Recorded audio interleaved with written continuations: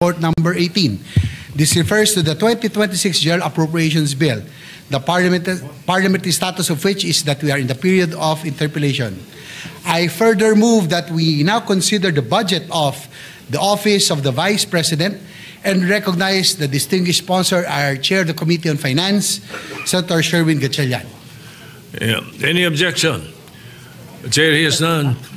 The consideration of House Bill 4058 under Committee Report number 18 is in order.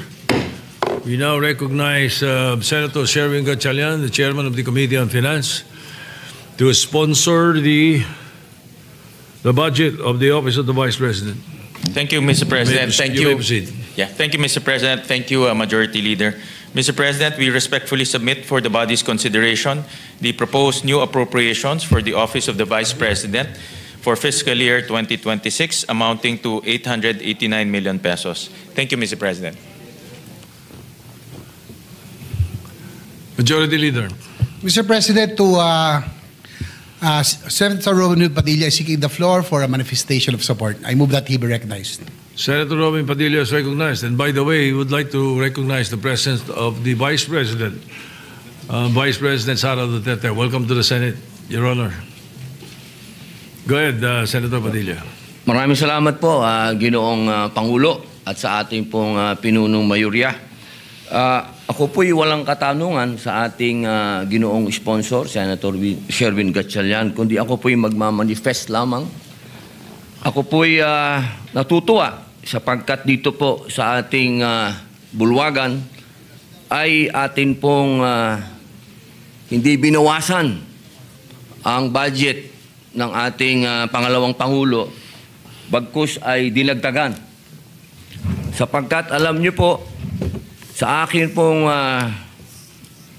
karanasan sa tuwing may dadating na kalamidad, kalungkutan, kamatayan, naandyan po lagi ang ating pangalawang Pangulo upang makiramay, tumulong. Kahit saan pong lupalop sa Pilipinas, makikita po natin ang opisina ng ating pangalawang Pangulo at siya mismo pumupunta sa mga lugar na hindi pa po naabot ng kahit na sinong naging public official. Kaya ako po'y masaya at ako po'y nagpapasalamat sa ating mga kasama, sa ating pong sponsor, Senator Sherwin, sa ating pong Senate President, sa lahat po na bumubuo, sa lahat po ng mga senador. Maraming salamat po at hindi po nagmula dito sa ating bulwagan ang pang-iipit sa ating pangalawang Pangulo. Muli po, maraming salamat at pinatutunayan ko po ng napakalaki ng naitulong ng ating pangalawang Pangulo. Maraming salamat po. Thank you.